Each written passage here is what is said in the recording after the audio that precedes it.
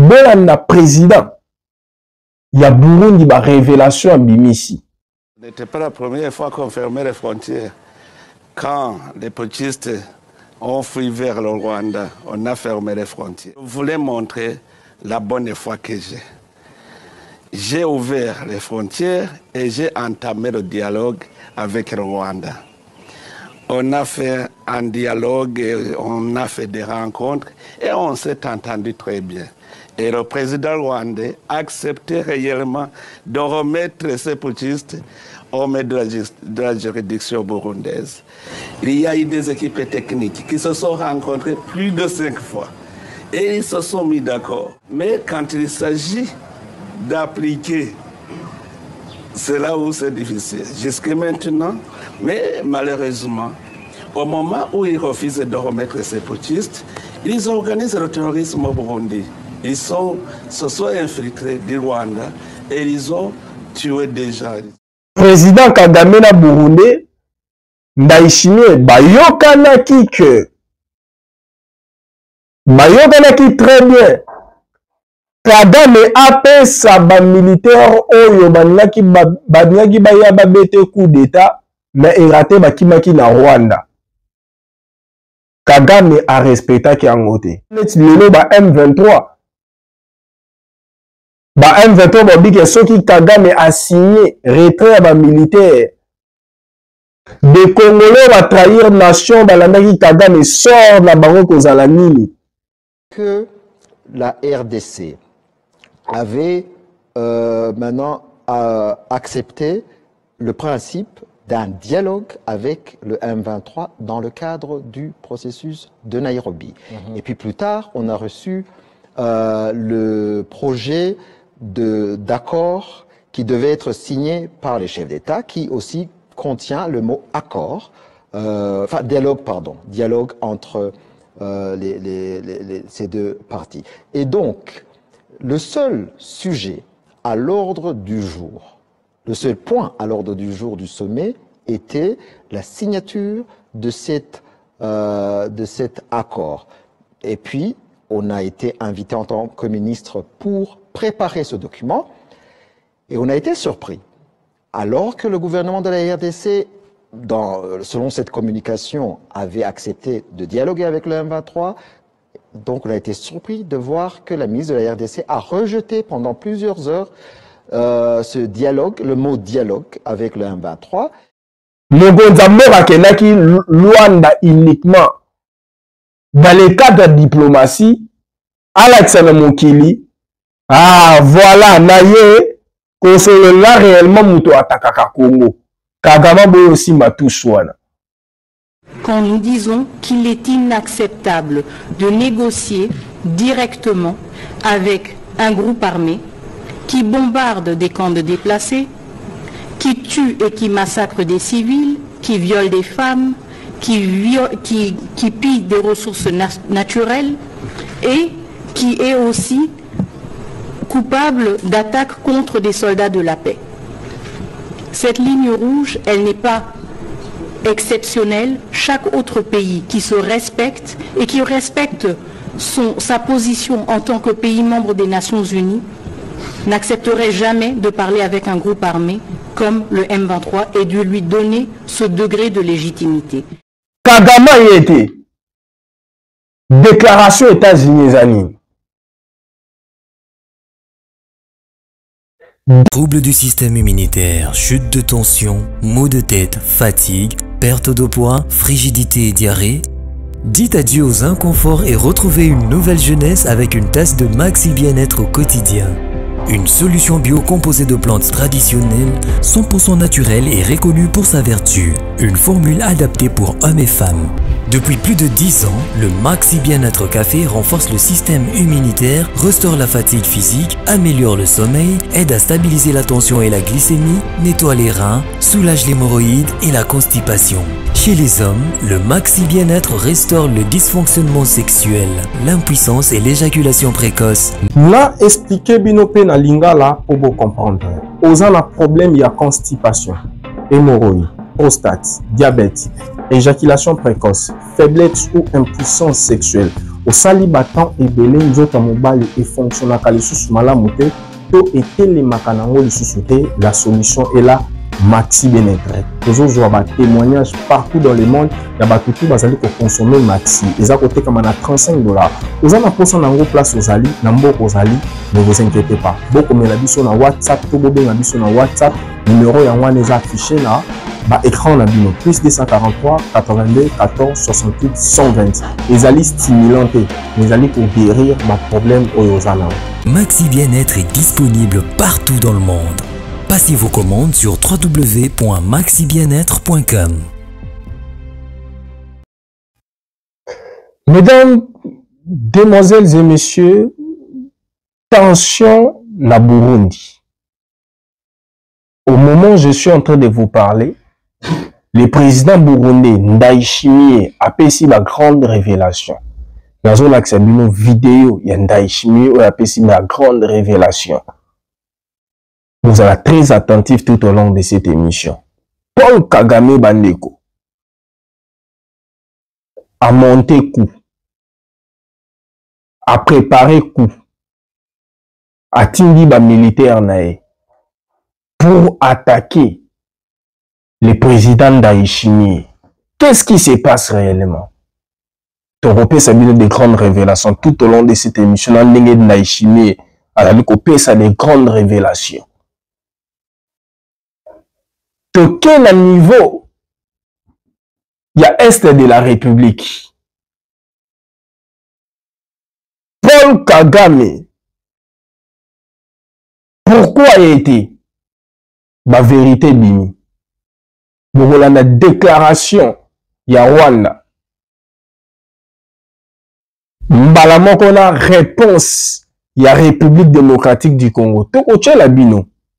Pour bolanda makamutu ezako s'est passé dans la République démocratique du Congo. Soyez très très attentifs bandeko balandi. L'émission na bino mokola lelo. Avant la kota maman na likamnanga, je suis sûr que bolanda qui publicité à Maxi Bien-être, un produit tellement efficace. Batutu bazako consommer produit bazali kopé ça toujours les bons témoignages concernant ces produits Maxi Bien-être. Au un problème de constipation, hémorroïdes, prostate, diabète, éjaculation précoce, faiblesse ou impuissance sexuelle. La solution est là, Maxi Bien-être. Excusez-moi pour le thème. Au saliba temps et belé, nous avons mobile les accords fonctionner sous malamouté, les accords télémassou malamouté, tous les accords télémalisuté. La solution est là, Maxi Bien-être, aux accords comme à $35. Aux a pour ça produit Maxi Bien-être. Kouele la kobe ngate. Quel abisso message na WhatsApp te oriento ndengeni no koki kozwa produit Maxi Bien-être. Alors tokoti mbala moko na mama na likambo na biso to memeli bino mokola lelo.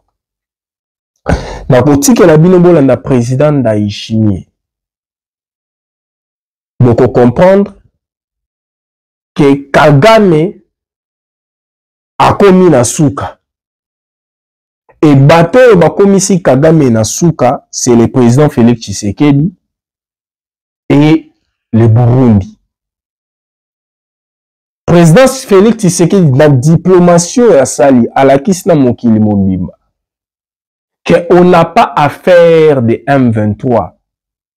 Oyo bazui ba Congolais ou ba somi ba tche bango liboso. Nous avons affaire à Paul Kagame qui tue, massacre les Congolais. Directement, Burundi a continué la vision République démocratique du Congo. Poto,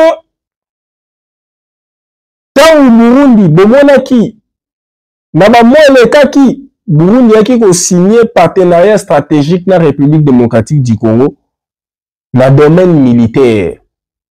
Place wana, Kagame Moni, nazana deux voisins, Oyo Bazali, proches, ceux qui vont attaquer là, na kosila. Qu'est-ce qu'il faut faire? Il faut qu'on attaque Baronos.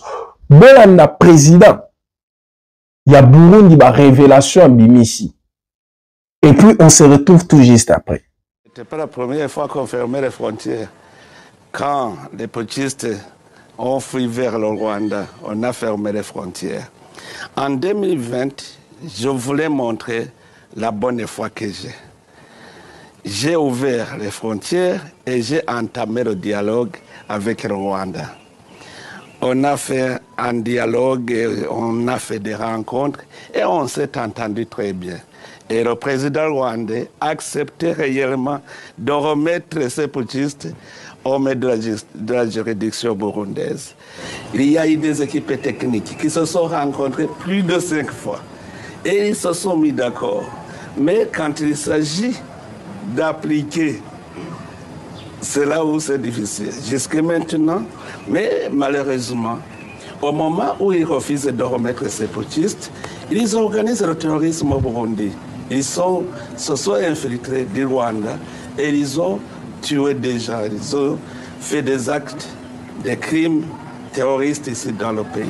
Donc vous accusez le Rwanda d'avoir commis des attentats terroristes sur le sol burundais? Parce qu'ils venaient du Rwanda, ça se planifiait au Rwanda, c'est le Rwanda qui les entretient, qui les entraîne.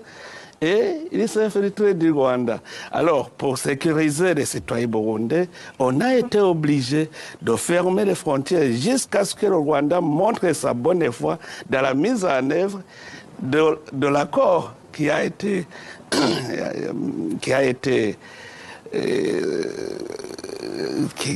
décidé entre nous, entre les présidents, entre nos équipes techniques. Donc le jour où ils vont remettre ces putschistes, on ouvrira pour les recevoir, les portes resteront ouvertes. Donc le problème n'est pas au Burundi, le problème se trouve là-bas. Voilà. Le président burundais, vous comprendrez qu'il avait fermé ses frontières. Une décision à encourager. Il a dit qu'il n'a aucun problème na Kagame. Mais à Kangi frontière. Mais et l'on dit maintenant faire comprendre bien à propos au président Burundi Abimisi. Alobi bayo kanaki bien à Kagame. Que terroriste, rebelle oyo bayaki ko attaquer ye na kati Burundi, babeta ye coup d'état. Pote Kagame na ba plan na ye azalaki na posa ya ko contrôler tous les prix donc dans Afrique centrale a contrôler vraiment ba voisins nyonso. Voilà pourquoi a organisé qui un plan il y a ko préparer ba militaire ba kende na kati ya Burundi ba beta coup d'état ale bazwa sikoyo un Burundais moko ya coopérer bien na Kagame o Kagame oza na contrôle na ye bacha ye na pouvoir tant coup d'état oyo Kagame aniaka beta le président burundais, je m'excuse, et là qui a raté, Burundi kangi ba frontière. Après un temps, ba fonda qui table moko Burundi et Rwanda pour va signer un accord, il y a paix, et puis va fonda ba frontière na bango. Na kati ya accord wana, président Kagame na Burundi, Ndayishimiye ba yokana ki que bayokana très bien Kagame apesa ba militaire oyo banaki baya babete coup d'état mais eraté bakimaki na Rwanda. Kagame a respecté ki angote. Pourquoi? Parce que ezanet lelo ba M23. Ba M23 ba bike soki Kagame a signé retrait ba militaire. Des Congolais va trahir nation balandaki Kagame sort na bango kozala nini. Yango moni Kagame aboyaki kotinda quelques Burundais oyo bazalaki accompagné des militaires rwandais bameta Ndayishimiye coup d'état aboyaki kotinda. Il n'avait pas respecté quoi? L'accord. Donc omona sikoyo awa bandeko balani. Awa sikoyo République démocratique du Congo a l'acquis premièrement, bravo la président Félix Tshisekedi. A l'acquis la face du monde que moto azo agressé Congo ezali Rwanda. Bon, la mascarade de M23. Voilà pourquoi le président Félix Tshisekedi a dit qu'à côté de la Kosona M23 ni AFC. Les problèmes du Congo ezali Rwanda. Ce qui motive pour la paix du Congo ezali Rwanda. Rwanda a accepté de signer la République démocratique du Congo d'accord. Accord où Rwanda a accepté de signer la République démocratique du Congo. Na kati ya accord na babaki ke retrait ba militaire nyonso rwandais. Paul Kagame a compris ceci. Ceux qui n'a signé retrait ba militaire rwandais nyonso et que lobby Rwanda est commis ko bénéficier te na ba accord oyo Rwanda a signé bandeko et ezolobake mutu oyo ako violer ba accord. Pays oyo ko violer ba accord akozala attaquer et puis ba pays oyo ezo accompagner processus ya Nairobi, la Nations Unies, l'ONU, les États-Unis, ba organisation nyonso wana na ba pays. So Kagame alobi amoni ke soki awa na ye na signé so ya ba M23 kozala ndenge nini. Et c'est fini histoire ya ba M23. C'est fini pour le Rwanda. Soki Rwanda aza na pouvoir, Kagame aza na pouvoir na kati ya Rwanda plutôt. Si sikoyo afani na ngwana, c'est parce que bapesa ki grande tâche, il y a une mission, il y a coopérer na Congo. Ce qui mission est signé, il y a signé, fait. Il y a pas hostilé ça que le République démocratique du Congo, automatiquement, bako abandonner Kagame. Automatiquement, bako abandonner Kagame. Il y a un boyo qui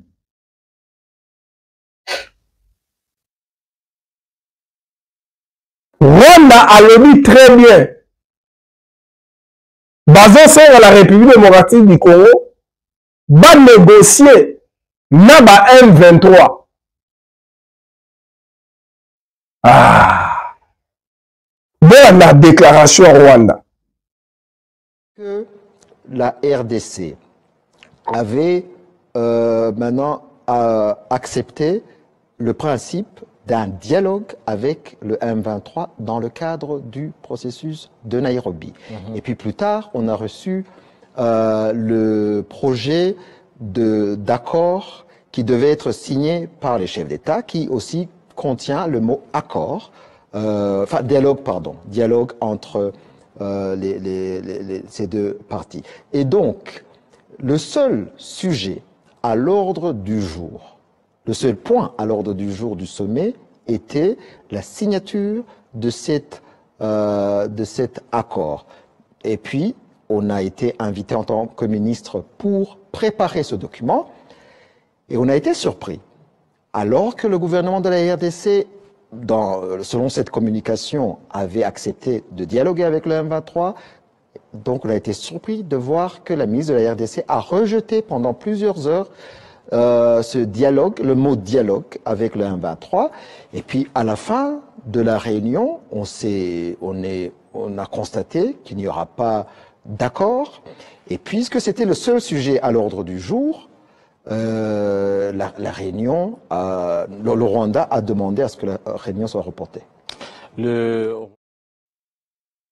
Après avoir qu'on a la déclaration Rwanda, réponse rapide, il y a République démocratique du Congo.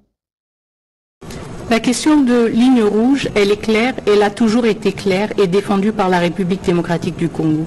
Nous n'allons pas dialoguer avec un groupe terroriste comme le M23. La République démocratique du Congo, vous le savez tous mieux que moi, vient de très loin.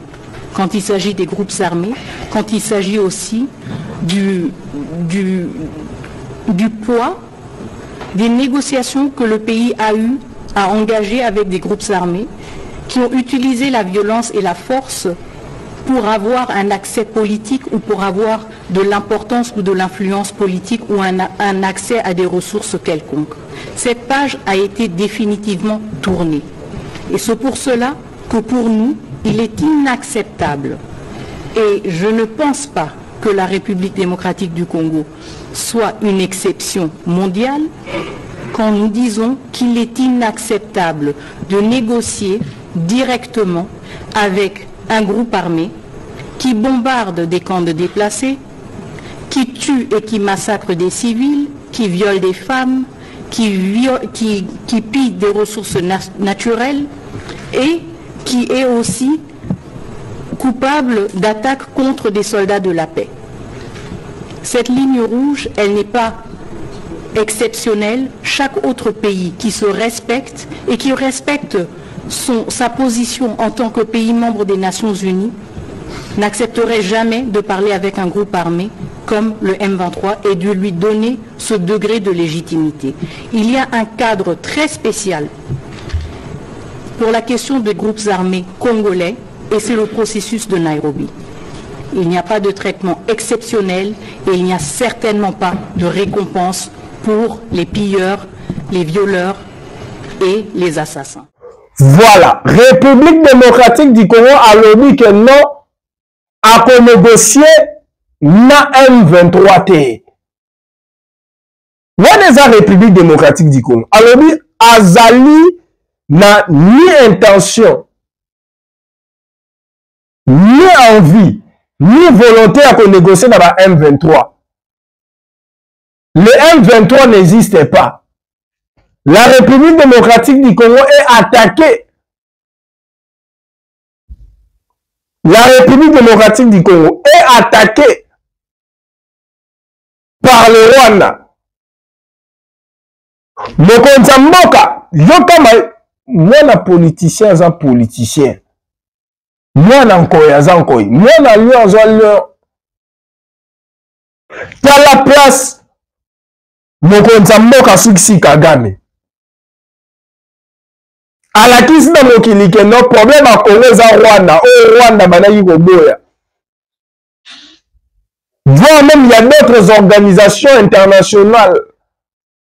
Bango ba basé na preuve moko te ke Rwanda mutezo agresser Congo. Parce que kuna na Rwanda, tant mokonza mboka ake na Rwanda, azalaki Kagame po nani? Mokonza mboka akendaki Rwanda uniquement dans le cadre de diplomatie, alakisa na mokili. Voilà, naye kosolola réellement muto atakaka Congo. Kagame boyo aussi matuswana. Kagame yete déclaration États-Unis zani. Dernière carte ya Tshisekedi des années.